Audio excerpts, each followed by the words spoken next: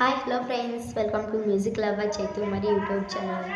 So ಇವತ್ತು ನಂದು 41 video ಆರಾಮಿಲ್ಲ, ಹಂಗಾಗಿ ಎಲ್ಲ ಬಾಯೆಲ್ಲ ಕೆಟ್ಟು ಹೋಗ್ಬಿಟ್ಟೈತಿ.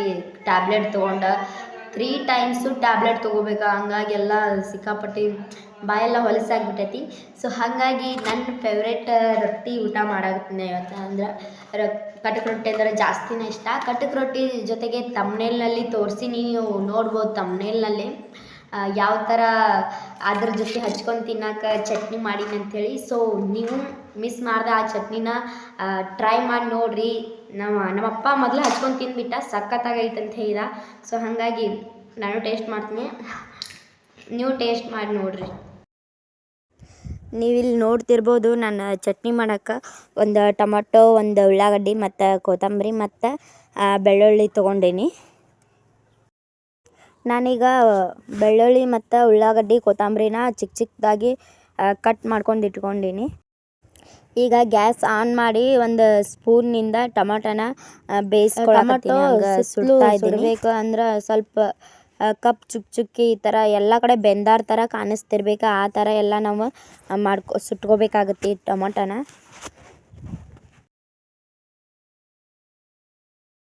ಸೊ ನೋಡಿರಿ, ಈಗ ನಾನಂತೂ ಟೊಮಾಟೋನ ನೀಟಾಗಿ ಸುಟ್ಕೊಂಡಿನಿ. ಕಾಣಿಸ್ತಿರ್ಬೋದು ನಿಮಗೂ ಎಷ್ಟು ಚಲೋ ತಂಗ ಸುಟ್ಟೈತೆ ಅಂತೇಳಿ.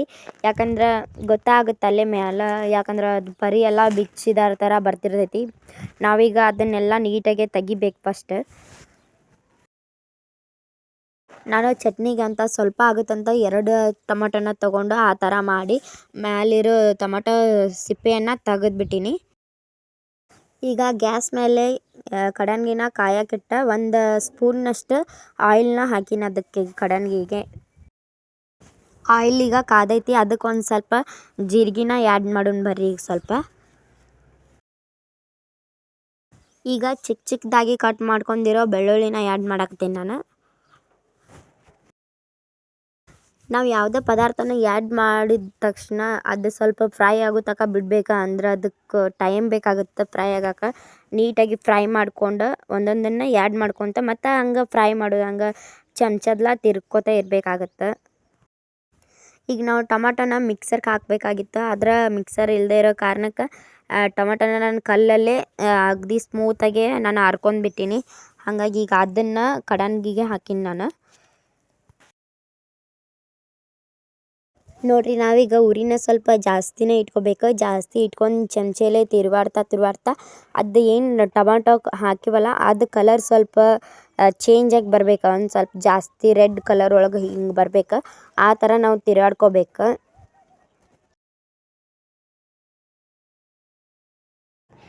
ಸೊ ನೋಡಿರಿ ಫ್ರೆಂಡ್ಸ್, ನಾನೀಗ ಇದಕ್ಕೆ ಮತ್ತು ಹಂಗೆ ಒಂದು ಸ್ವಲ್ಪ ಅರಿಶಿನ ಪುಡಿನ ಹಾಕಾಕತ್ತೀನಿ. ಸೊ ಅರಿಶಿನ ಪುಡಿ ಹಾಕಿದ ತಕ್ಷಣ ಇದನ್ನು ಪೂರ್ತಿಯಾಗಿ ಟೊಮಟೊ ಜೊತೆಗೆ ಮಿಕ್ಸ್ ಆಗೋ ಆ ಥರ ನಾವು ಮಿಕ್ಸ್ ಮಾಡಬೇಕು.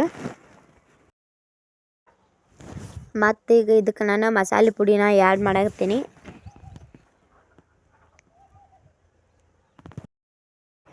ನೋಡಿರಿ, ಈಗ ಮತ್ತು ನಾನು ನಮ್ಮ ಇಲ್ಲಿ ಎಷ್ಟು ಚಟ್ನಿ ಆಗಾಕತ್ತೈತೆ ನೋಡಿರಿ, ಇದಕ್ಕೆ ತಕ್ಕಂತೆ ಮತ್ತು ನಮ್ಮ ರುಚಿಗೆ ತಕ್ಕಂತೆ ನಾನು ಉಪ್ಪು ಹಾಕ್ಕೊಳಕತ್ತೀನಿ. ಸ್ವಲ್ಪ ಉಪ್ಪು ಹಾಕ್ಕೊಂಡೀನಿ. ಮತ್ತೀಗ ಸ್ವಲ್ಪ ನಾನು ಇದಕ್ಕೆ ಟೇಸ್ಟ್ ಕೊಡಬೇಕಲ್ಲ, ಅದಕ್ಕೆ ಖಾರ ಹಾಕಾಕತ್ತೀನಿ. ಖಾರ ಇದ್ರೇ ಯಾವುದೇ ಆಗಲಿ ಟೇಸ್ಟ್ ಹತ್ತತ್ತೆ ನಮಗಂತರೂ.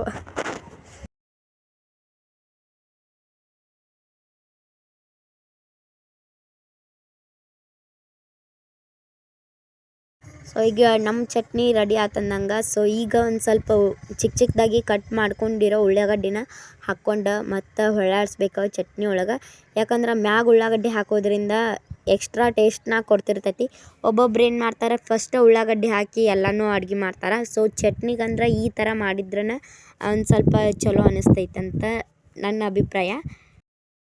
ನನ್ನ ಹಸ್ಬೆಂಡ್ಗೂ ಇದೇ ಥರ ಚಟ್ನಿ ಅಂದ್ರೆ ಜಾಸ್ತಿ ಇಷ್ಟ. ಸೊ ಹಾಗಾಗಿ ಅವರೆಲ್ಲ ಕೆಲಸ ಮುಗಿಸ್ಕೊಂಡು ನೈಟ್ ಬರಬೇಕಾದ್ರೆ ನನಗೆ ಇದೇ ಥರ ಚಟ್ನಿ ಮಾಡಿಕೊಡ ಅಂತ ಕೇಳಿ ಮಾಡಿಸ್ಕೊಂಡು ತಿಂತಾರೆ ಅವರಂತೂ.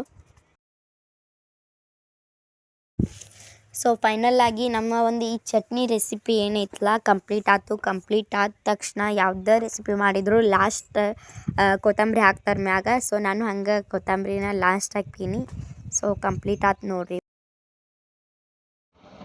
ವಾವ್ ನೋಡಿದ್ರನ ತಿನ್ಬೇಕು ಅನ್ಸಾಕತ್ತೈತಿ. ಸೊ ಇರ್ರಿ ನಾನು ಊಟ ಮಾಡೋಕೆ ಚಾಲೂ ಮಾಡ್ತೀನಿ.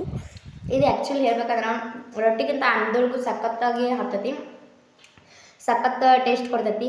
ಸೊ ಹಾಗಾಗಿ ನೀವು ಎದ್ರಾಗ ಬೇಕಾದರೂ ಟ್ರೈ ಮಾಡ್ಕೊಂಡು ತಿನ್ಬೋದು. ಸೊ ಇವತ್ತಿನ ನನ್ನ ವಿಡಿಯೋ ನಿಮಗೆ ಇಷ್ಟ ಆಗಿದ್ರೆ ಲೈಕ್ ಮಾಡಿರಿ, ಶೇರ್ ಮಾಡಿರಿ, ಕಮೆಂಟ್ ಮಾಡಿರಿ, ಹಂಗೆ ಸಬ್ಸ್ಕ್ರೈಬ್ ಮಾಡಿ ಸಪೋರ್ಟ್ ಮಾಡಿರಿ. Thank you so much friends. Thank you.